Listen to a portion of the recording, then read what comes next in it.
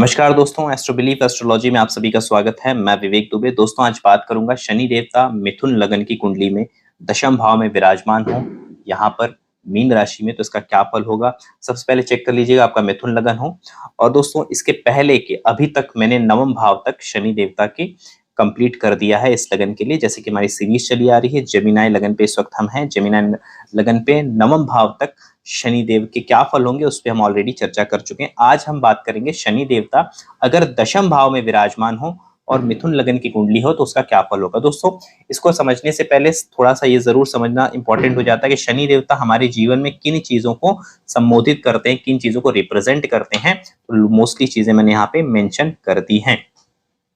इस लगन कुंडली में, मिथुन लगन की कुंडली में, शनि देवता अष्टम भाव एवं नवम भाव के स्वामी होते हैं। मूल त्रिकोण शाइन उनकी है 9th हाउस में पड़ती है।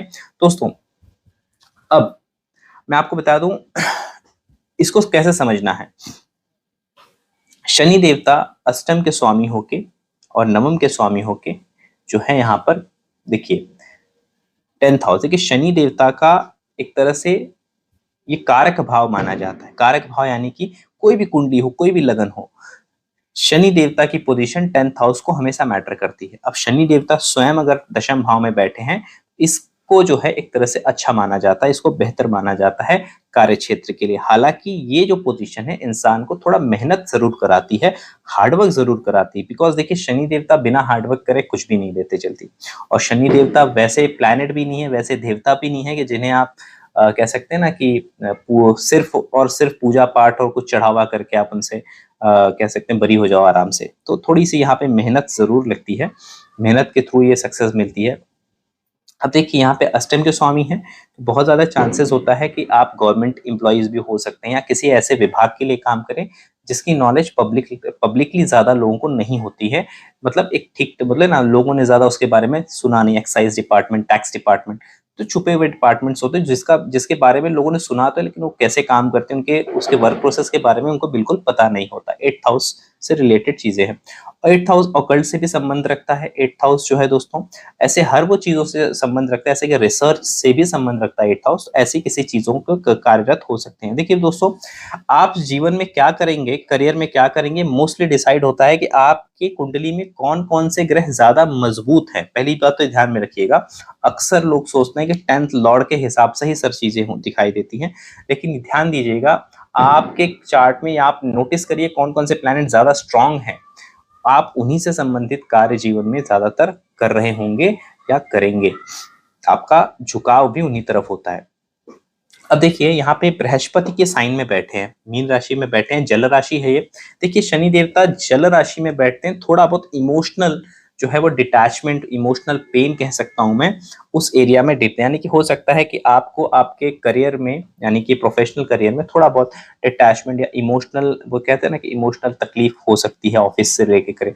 कहीं बोलते हैं ना कि हमने किसी को ज्यादा ट्रस्ट किया है, कुछ ऐसी बातें जो थोड़ा बहुत आपको इमोशनली हर्ट कर सकती है आपके ओवरऑल करियर क्षेत्र में। उसी प्रकार से दोस्तों, नवम भाव के स्वामी हैं, तो देखिए हो सकता है पिता से संबंधित कोई कार्य कर रहे हो, पिता के थ्रू कोई कार्य कर रहे हो, पिता के थ्रू कोई जॉब लग जाए, ऐसे चीजें जीवन में आपको देखने मिल सकती हैं। अब दोस्तों, बात करते हैं कि कौन कौन सी सिचुएशन ज्यादा बेहतर मानी जाएगी। देखिए दोस्तों, अगर आपकी कुंडली में बृहस्पति देवता, क्योंकि बृहस्पति देवता अगर यहाँ विराजमान है,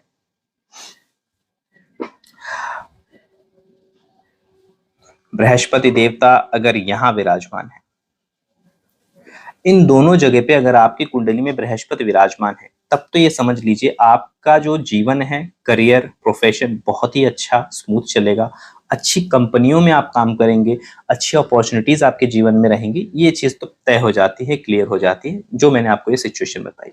दूसरी सिचुएशन क्या हो सकती है, सपोज करते हैं बृहस्पति देवता आपकी कुंडली में यहाँ पर विराजमान है, ये भी एक अच्छी पोजीशन मानी जाएगी और बहुत अच्छा रिजल्ट इसका देखने मिलेगा।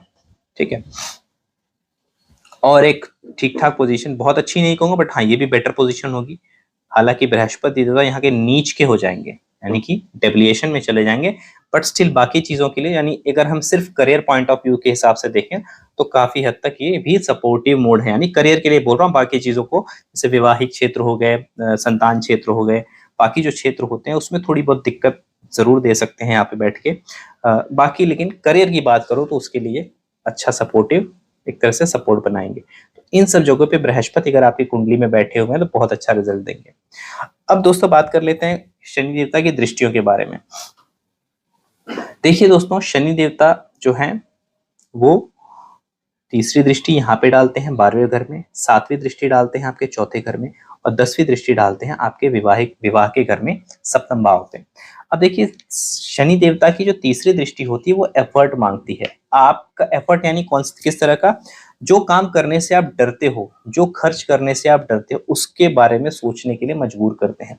तो देखिए, जहां पे भी उनकी तीसरी दृष्टि पड़ती है वहां पे आपको थोड़ी हिम्मत दिखानी पड़ी, यानी कि 12th हाउस से संबंधित चीजों में उससे सुख लेने, यानी कि अपने एक्सपेंसेस से हैप्पी होने के लिए, फॉरेन प्लांट से सुख, फॉरेन बॉडीज से सुख लेना, ऐसी सब चीजों में, बेड प्लेजर, इन सब के लिए थोड़ा सा जीवन में आपको थोड़ा संघर्ष करना पड़ सकता है, थोड़ी मेहनत करनी पड़ सकती है, इसको ऐसे देख सकते हैं।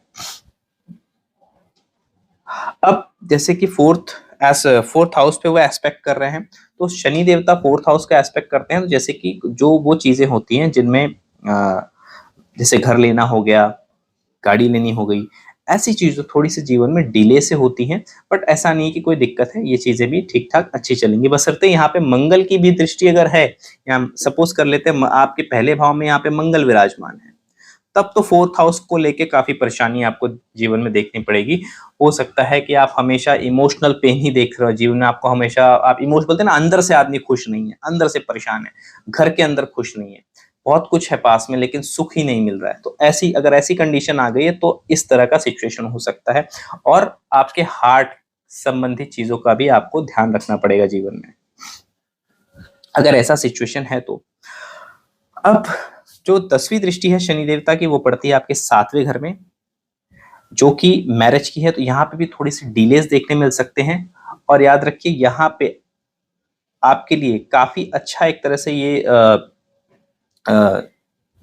सैटर्न की एस्पेक्ट है, तो हो सकता है कि आप अक्सर जो किसी को आप चूज करते हो, अपने अपने पार्टनर को देखते हो, थोड़ा दूर की सोचोगे और थोड़ा सा मैच्योर पार्टनर हमेशा आप एक्सपेक्ट करोगे। ठीक है, तो ये समझ में आता है इनके एस्पेक्ट से थोड़ा आपके जीवन में क्या फर्क पड़ता है। अब उसी प्रकार से जैसे मैंने लास्ट बताया कि मंगल अगर यहाँ विराजमान हो या फिर मंगल यहाँ पे विराजमान हो, इन दोनों कंडीशन पे वैवाहिक क्षेत्र को भी थोड़ा हानि पहुंचती है, याद रखिएगा, वैवाहिक जीवन को भी थोड़ी परेशानी हो सकती है, विवाह खराब होने तक की नौबत बहुत बार आ जाती है। तो इसको एक बार देख लीजिएगा आपके चार्ट में, हर एक चार्ट में सारी कॉम्बिनेशन देखनी पड़ती है, ये तो सिर्फ मैं एक शॉर्ट में बता रहा हूँ। अब कॉम्बिनेशंस की बात कर लेते हैं, युतियों की बात कर लेते हैं। मान लेते हैं दोस्तों आपकी कुंडली में शनि देवता की युति यहाँ पे मंगल के साथ है, मार्स और सैटर्न साथ में बैठे हुए हैं। देखिए, ये जो कॉम्बिनेशन है, आपको जब इनकी महादशा अंतरदशा आएगी तो थोड़ा परेशान जरूर होगे, बट करियर में अच्छा चल जाएगा, जीवन में करियर में कुछ बड़ा उछाल आ सकता है। मार्स की ये कॉम्बिनेशन जो है कहीं ना कहीं आपको जीवन में ऊपर की तरफ लेके जाएगी, यानी कि करियर जॉब के लिए बहुत अच्छा हो जाएगा, इंजीनियरिंग फील्ड के लिए अच्छा हो जाएगा, आर्किटेक्ट फील्ड के लिए अच्छे हो जाओगे, इवन सर्जन भी बन सकते हो, डिपेंड करता है। देखिए, बट हाँ, ये आर्किटेक्ट, इंजीनियर, इन सब चीजों के लिए बहुत सपोर्टिव हो जाता है शनि मंगल की युति अगर है, या शनि मंगल एक दूसरे को देख रहे हैं। जैसे कि अगर मान लीजिए मंगल यहाँ पे विराजमान है तो भी कहीं ना कहीं इंजीनियरिंग लाइन, टेक्निकल लाइन में आपको ये पुश करते हैं।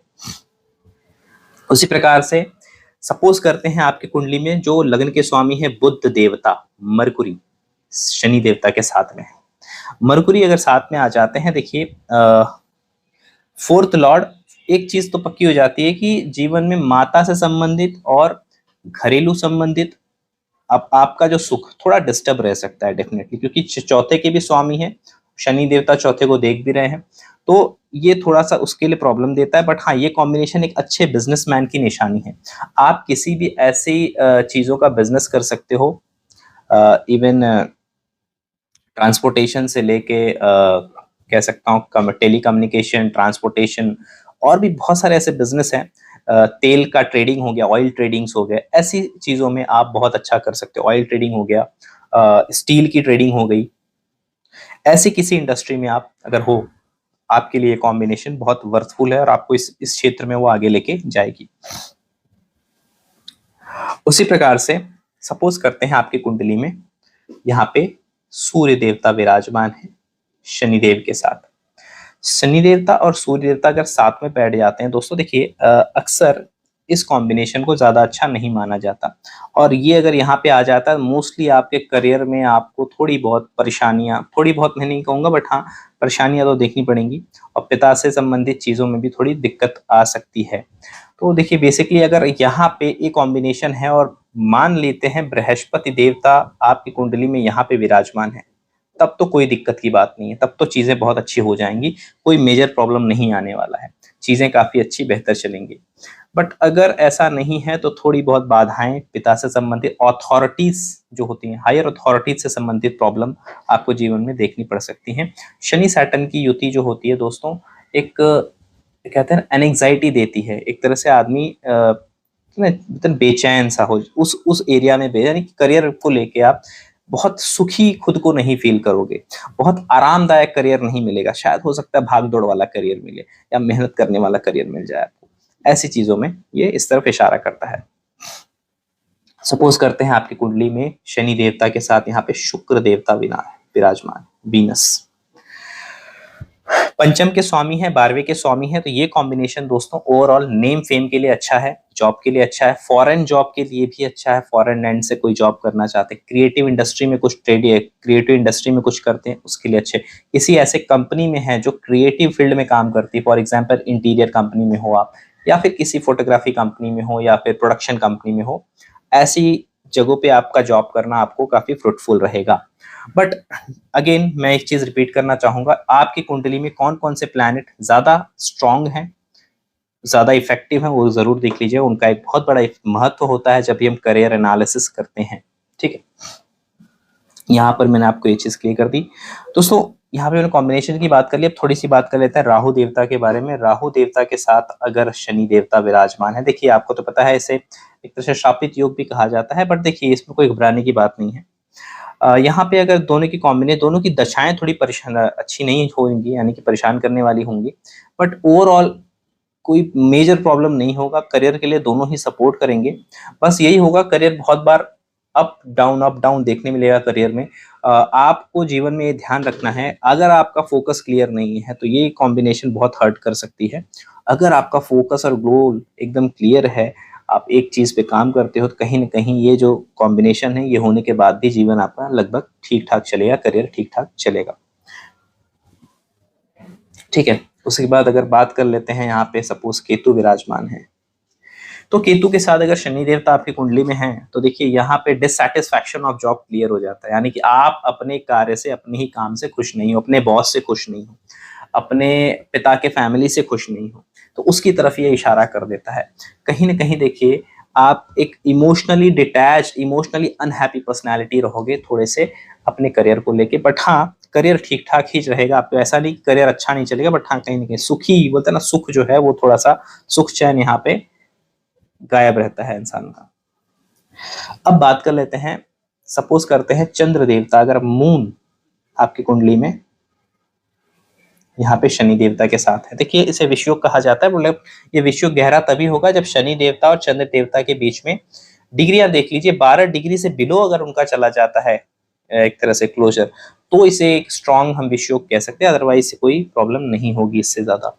और विषयोग अगर यहाँ बनता भी हो और सपोज यहाँ पे सूर्य, मंगल या बृहस्पति जैसे प्लैनेट बैठे हैं चौथे में, तो भी आदमी इंट्रोवर्ट नहीं होगा और काफी हद तक बोल्ड पर्सनालिटी रहेगा, वो अपनी हक को अच्छे से, अपने हक की बात कह पाएगा लोगों के बीच में। देखिए शनि और सैटर्न की कॉम्बिनेशन अगर आपके चार्ट में यहाँ पे बन रही है, तो आप देखिए एक कहीं ना कहीं आप ऐसे फील्ड में जाइए जहाँ पे अकेले फोकस लगा के काम करना, से कोडिंग डिपार्टमेंट हो गया, या फिर ऐसे किसी कार्य में करिए जहाँ पे ट्रेडिंग होती हो, जहाँ पे इन शॉर्ट अकेले ध्यान लगा के आपको काम करना है। ज्यादा टीम वर्क आप नहीं कर पाओगे बहुत बार, बट अकेले यहाँ पे काम करने के लिए आपके लिए सही रहेगा। देखिए जहाँ पे भी विषयोग बन जाता है ना, उस एरिया में इंसान के पास चीजें होती हैं तो भी वो जो, यानी कि या तो आप अपने करियर या करियर को लेकर संतुष्ट नहीं होता, आपका बॉस, आपका जो कंपनी है आपको ये बोलते ना कि अच्छे से ट्रीट नहीं करेगा, ये देखने आपको अमूमन मिलेगा अगर आपके चार्ट में ये दोनों की कॉम्बिनेशन है तो। तो यहाँ तक दोस्तों मैंने मोस्टली सारे कॉम्बिनेशंस आपको बता दिए। शनि देवता दशम भाव में विराजमान है अगर मिथुन लगन की कुंडली में, तो क्या फल होंगे। आशा करता हूँ दोस्तों वीडियो आपको अच्छा लगा। अगर आप एस्ट्रोलॉजी से रिलेटेड अच्छे पोस्ट में इंटरेस्ट रखते हैं दोस्तों, तो आप जरूर मेरे इंस्टाग्राम या मेरे फेसबुक पे जरूर विजिट कीजिए, लिंक आपको डिस्क्रिप्शन में मिल जाएगी। और एस्ट्रोलॉजी सीखना चाहते हैं तो मुझे व्हाट्सअप कर सकते हैं, या कंसल्टेशन लेना चाहते हैं तो मुझे व्हाट्सअप कर सकते हैं। मिलते हैं नेक्स्ट वीडियो के साथ दोस्तों, तब तक के लिए आप सभी को नमस्कार।